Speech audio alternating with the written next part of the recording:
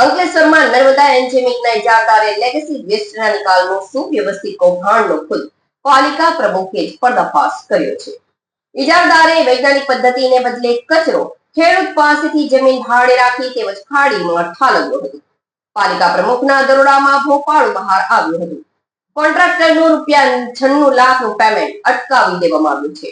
પાલિકાએ જીપીસીબીના ફરિયાદ કરતા જીપીસીબીએ તપાસના ચક્રો ગતિમાન કર્યા હતા। સાઇટને કચરા મુક્ત બનાવવા સાથે પ્રદૂષણ મુક્ત કરવાના હેતુથી હાથ ધરાયેલા લેગસી વેસ્ટ પ્રોજેક્ટમાં કોન્ટ્રાક્ટર દ્વારા ગંભીર બેદરકારી દાખવવામાં આવી હતી।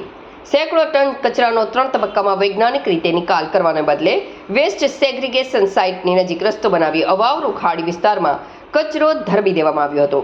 આ અંગેની જાણ થતાં નગરપાલિકા પ્રમુખ ભાવેશ કાયસ્થ અને કારોબારી ચેરમેન નિલેશ પટેલે સ્થળ પર આકસ્મિક દરોડા પાડ્યા હતા, જેમાં જમીન અને પાણીના સ્ત્રોતોને પ્રદૂષિત કરવાનું આ મોટું કૌભાંડ ઝડપાયું હતું। કૌભાંડ પકડાઈ જતા જવાબદાર કોન્ટ્રાક્ટરે લેખિતમાં પોતાની ભૂલ કબૂલ કરી છે અને ખાડીમાં ઠાલવેલો કચરો પરત હટાવી લેવાની બાંહેધરી આપી બચાવનો પ્રયાસ કર્યો છે।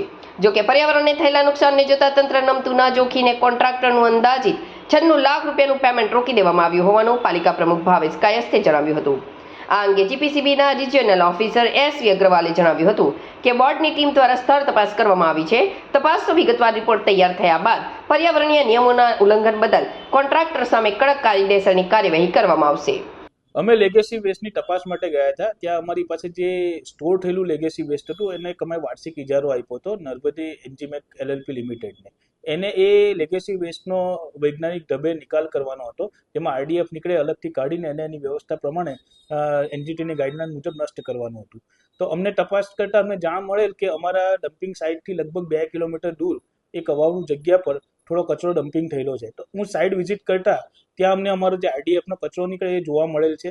એટલે મેં એજન્સીને જાણ કરેલ છે કે ભાઈ તમે અહીંયા આગળ ડમ્પિંગ કેમ કર્યું?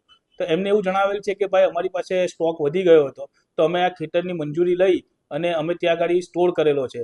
પણ જે મને યોગ્ય ન લાગતા મેં એને કીધું છે, બોલાવીને તરત એની પાસે બાંહેધરી લીધી કે કચરો સાફ કરવો, નિકાલ કરવો, નહીં તો અમે કાયદેસરની કાર્યવાહી કરીશું।